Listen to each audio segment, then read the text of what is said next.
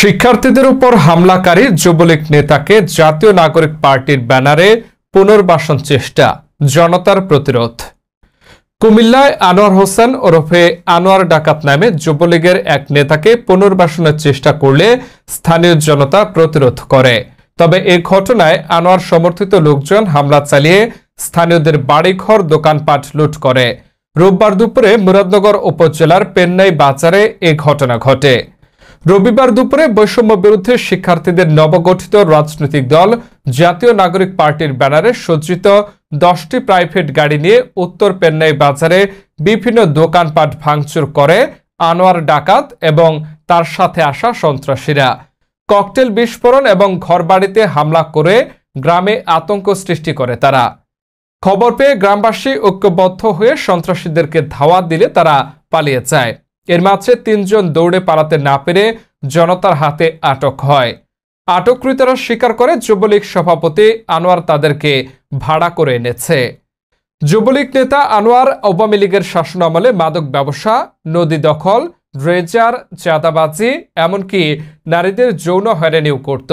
Word যুবলীগের সভাপতি এবং স্থানীয় মেম্বার হওয়ায় তার কাছে জিম্মি ছিল স্থানীয়রা। আমার নাম হলো ফিরোজ মেম্বার। আমি আমার চিহ্নিত পরিচয় বহুত পরিচয় আছে, তবে আমি সেই পরিচয়ের দরকার না। আমার একটা কথা হয়েছে, আমি 5 বার মেম্বার হয়েছি। আনোয়ার এই যে টোনা আনোয়ার মুন্না টোনার ছেলে, দল করে আওয়ামী লীগ করে। হ্যাঁ, এই দুষ্টামি করে এই অতিরিক্ত এই যে আমরা এই এলাকাটারে ক্ষতি করছে, শুধু নজরুল চেয়ারম্যানের উচিলা হ্যাঁ করছে। হ্যাঁ, কিন্তু এতবার আসেন না, শুধু নজরুল চেয়ারম্যানের বলে হ্যাঁ এইগুলি করে গেছে, বুঝছেন। কোনো লোকের শোনেন, মেয়ে ছেলের থেকে আরম্ভ করে কি বলবো, আর কি বলবো আপনার কাছে বললে আর কি উড়াইবো। এটা ভিতর থেকে বাইর করলে মনে করেন দেশের কলঙ্ক, এলাকার কলঙ্ক, গ্রামের কলঙ্ক, বংশের কলঙ্ক, বুঝলেন। এমন কলঙ্কিত কাজ তাই যে করছে না, জিজ্ঞাসা করেন লোকজন যে এমন কোনো পরিবার নাই যে পরিবারের একটা মায়ের ছেলে লইও সুস্থভাবে চলতে পারবো না, এমন কাজ হ্যাঁ হ্যাঁ করতে এই আনোয়ার, বুঝছেন। এই আনোয়ার আজকেও তার একটা ছেলে বিয়ে করেছে এই গ্রাম, ওই বিয়ে করে তার বিয়ে ইন্ডিয়া লইয়া ওখানেও ঘুরতেছে। তাই কিন্তু তাইও দেশ ছাড়া, তার বিয়ে দেশ ছাড়া কেউ চাচ্ছি তাই দেশ ছাড়া, কিন্তু ওখানো এই বউ দেশ ছাড়া বেড়ি কি বিয়ে করছে নাকি এমনি করছে বিয়ে, হ্যাঁ লইয়া লইয়া ঘুরতেছে দেশে দেশে। এই একটা অবস্থাতে আছে জানেন। এই লো এক কথা। আর টাকা পয়সা আছে হ্যাঁ বলতে না, হ্যাঁ এই লতা লোকগুণ আছে, বুঝছেন। 10 লাখ 20 লাখ 10 লাখ 20 লাখ খাইয়া লইয়া, বুঝছেন, ভাগ্যা টাইগা সব যাইতে টাকা। হ্যাঁ যদি বলো হয়, হ্যাঁ বলো তোমরা কি মানুষের টাইম নষ্ট করছে, তোমরা কি কেউ কয় নিয়ে এরকম কইয়া হ্যাঁ মেম্বারের কাছে কোনো বেড়া বিটতে পারছে না টাকার জন্য। এই টাকা মনে হয় 20 লাখ টাকা 30 লাখ টাকা প্রত্যেক লোকের কাছে দেনা আছে, কিন্তু হ্যাঁ আর বংশী সব দিয়ে ভাগ্যা গেছে টাকার বয়ে, বুঝছেন। অন হ্যাঁ হ্যাঁ হ্যাঁ অত হ্যাঁ দেশের মধ্যে স্যারের মতো চলতেছে, আমানুষিক ব্যবহার করে, আমানুষিক চলাচলে, বুঝছেন। আমরা যে দেশের মধ্যে যে মান সম্মান বাঁচে যে চলমু, মুরব্বী মানুষ, আমরা তো বয়স হয়েছে ভাই, আমরা তো মরার পথে, কিন্তু আমার সাথেও যেই ব্যবহার করতে হয় হ্যাঁ জীবনে এটা আমি বলতে পারতাম না, বুঝছেন। এই গ্রামের হ্যাঁ যে ক্ষতিগ্রস্ত করছে, এই ক্ষতিগ্রস্ত দিয়ে মরার পথ নাই, মরার ক্ষমতা নাই তার, জানেন। এই ক্ষতিগ্রস্ত দিয়ে আচার আচরণ, টাকা পয়সা, বুঝছেন, সব দিক দিয়ে হ্যাঁ এই অন্যায় অত্যাচার অবিচার করে চলছে। নাম কবির মুন্সি, বাঙ্গুরা থানা 1 নং শ্রীগাল ইউনিয়ন 2 নং ওয়ার্ড, উত্তর পেন্নি গ্রাম। এই আনোয়ার ডাকাত আমাদেরকে অনেক দিন যাবৎ মানে বহুত জ্বালা যন্ত্রণা করে আছে। এর মধ্যে 5ই আগস্টের পর উনি এই গ্রাম ছেড়ে উনি স্বইচ্ছায় উনি চলে গেছে। আমরা কিছুই করি না। এর আগে আমি যে কোনো একটা ব্যাপারে আমি একটা মামলা দিয়েছিলাম। মামলা দেওয়ার কারণে সে ওই দিন সকালবেলা আমাকে ফোন দিয়েছে, যদি আজকে আমরা আমাদের এই ইয়ার মধ্যে কোর্টে যাওয়া লাগে হাজিরা দেওয়ার জন্য, তাহলে বিকেলবেলা কী হবে এটা নিজেও জানি না, আমার ওয়াইফকে বলছে। তো ও বিকেল আইসা বাড়িতে এসে হামলা দিয়েছে আমরা ধরে নেওয়ার জন্য। তখন আমি আমার যান বাঁচানোর জন্য অন্য বাড়িতে দেওয়া পলায়ন করি। তার ভিতরে 2 দিন পরে এর এক সহধর্মী হ্যাঁ যে চলাফেরা করে এরে বলছে যে কবির মুন্সিরে বইলা দেওয়া যে 50,000 টাকা দেওয়ার জন্য, না যারা জানে মেরে ফেলবো। আমার যান রক্ষা করার জন্য আমি আমার চাচাকে নিয়ে আরও 2 জন লোক নিয়ে এর 50,000 টাকা আমি বাধ্য হয়ে দেওয়ার জন্য, আমার যান বাঁচানোর জন্য। আজকে আজকে হঠাৎ করে আমাদের একটা ঈদগাহ নিছি, ঈদগাহটা আমাদের একটু নিচু, এটা ভরাটের জন্য কাজ করতেছে, ওইখানে আমি বসা ছিলাম, সাংবাদিক আসছিল, তো ওনার সাথে কথা বলতেছি, বলার পরে হঠাৎ করে ফোন কাছে গ্রামে অ্যাটাক করছে। কি অ্যাটাক করছে? 9 টাকা আসছে। তা আমরা ওই লোকজন আসছি, আসার পর চাই দেখি এরা গ্রামের দক্ষিণ দিক দিয়ে ঢুকছে, আর উত্তর সাইডে যে ঐক্য নাগরিক যে কমিটিটা, এদের যে নতুন এক কমিটি করছে, এরা প্রায় 10-12টা মাইক্রোনিয়া ব্যানার লাগাইয়া এরা গ্রামে ঢুকছে অস্ত্র শস্ত্র নিয়ে। আইসা ঢুকার পরে আমাদেরকে মানে যারা বলার কোনো ভাষা নাই, যেইভাবে ওরা মনে হচ্ছে এইভাবে আমাদেরকে অস্ত্র শস্ত্র আঘাত করে ওরা পালিয়ে গেছে। ঠিক আছে, ওইভাবে পুরো গ্রামবাসীর মধ্যে হামলা করছে। ঠিক আছে, তারপরে আমরা মানে আত্মরক্ষার জন্য আমরা থানাতে ফোন দিই।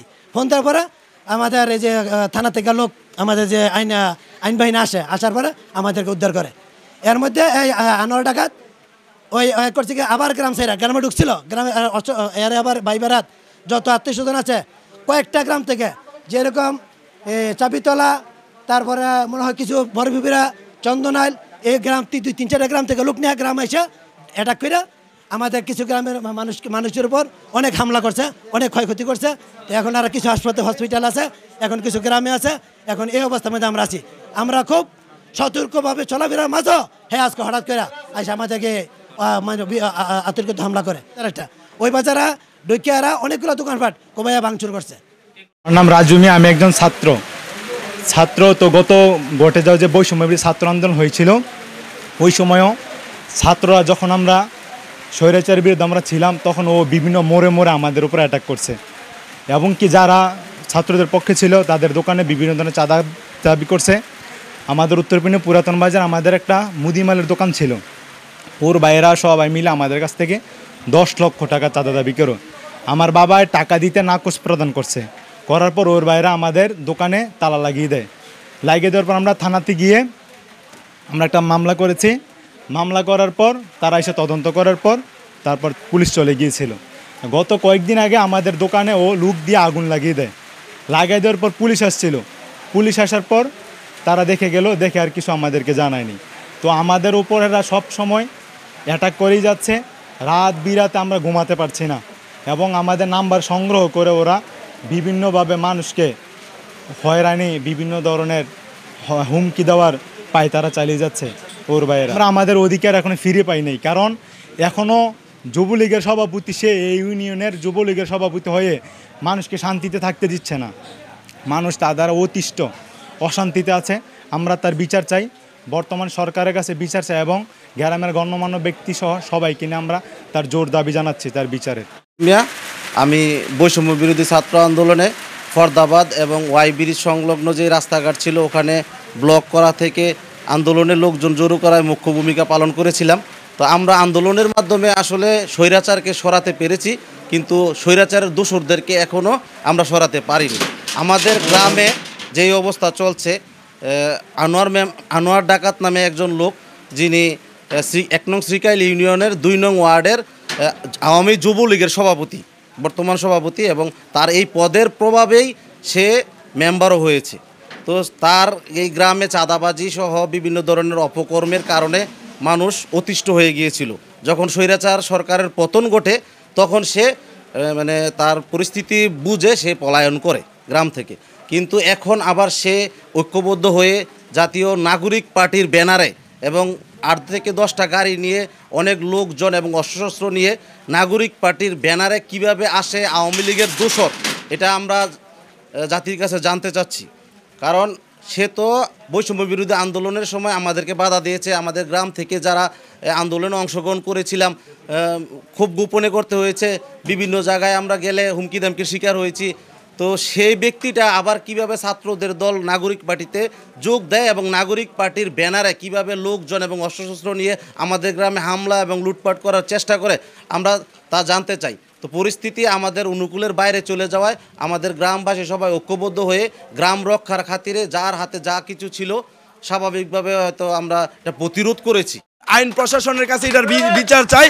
কিভাবে স্বৈরাচারের ফ্যাসিস্টরা এখনো জনসাধারণকে হুঙ্কার দিয়ে আক্রমণ করে বিভিন্ন এলাকা থেকে অস্ত্রশস্ত্র নিয়ে তারা ব্যানার সহ তারা আইসা গ্রামবাসীর উপর আক্রমণ চালায়। আমরা আইন এবং প্রশাসনের কাছে এই অতর্কিত এবং তারার পরিকল্পিত হামলার বিচার চায় আমাদের গ্রামবাসী অনেক আহত।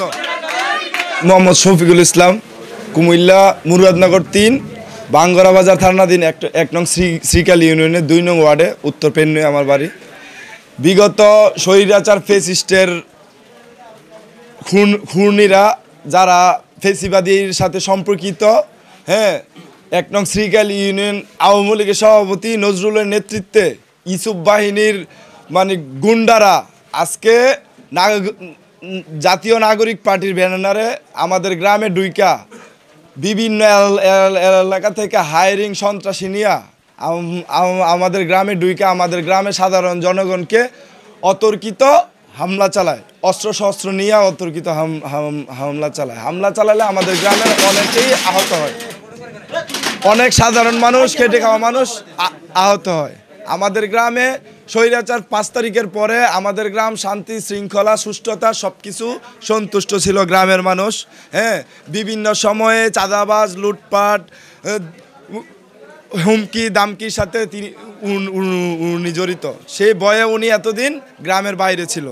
এখন জাতীয় নাগরিক পার্টির ব্যানারে কিভাবে যারা ফেসিবাদের সাথে সম্পর্কিত ছিল, নজরুল চেয়ারম্যান উরুফে ফাটাকিষ্ট নামে যে পরিচিত ছিল আওয়ামী লীগ 1 নং শ্রীকালী ইউনিয়নের আওয়ামী লীগের সভাপতি, তার নেতৃত্বে 2 নং ওয়ার্ডের যুবলীগের সভাপতি যেই নৈরাজ্য করছে ফেসিস্টের আমলে, আজকে নাগরিক পার্টি দেশের মানুষের স্বার্থে তারা নাকি পার্টি এটা জন্ম হয়েছে। তারা যদি দেশের মানুষের কল্যাণ চায় তাহলে কেন স্বৈরাচারের ফেসিস্টদের নিয়ে তারা ওই ব্যানারে জনসাধারণকে আজকে আক্রমণ করলো?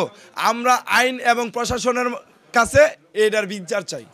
আন্দোলন হচ্ছে একটা কুখ্যাত ডাকাত, সে 1 নং শ্রীকালী ইউনিয়নের 2 নং ওয়ার্ডের যুবলীগের সভাপতি ছিল। সভাপতি থাকার পরে সে মেম্বারে পাস করার পরে সে প্রভাবে আমাদের গ্রামটা পরিচালনা হচ্ছে এবং আশেপাশে গ্রামে পরিচালনা হচ্ছে। আসলে আমরা তাদের সঠিক তদন্ত করে তার বিচারে আমরা জোর দাবি জানাচ্ছি। আমার নাম মোহাম্মদ মনির প্রধান, কুমিল্লা জেলা বাঙ্গরা থানা 1 নং শ্রীকালী ইউনিয়ন 2 নং ওয়ার্ড উত্তরপন্নী গ্রামের বাসিন্দা।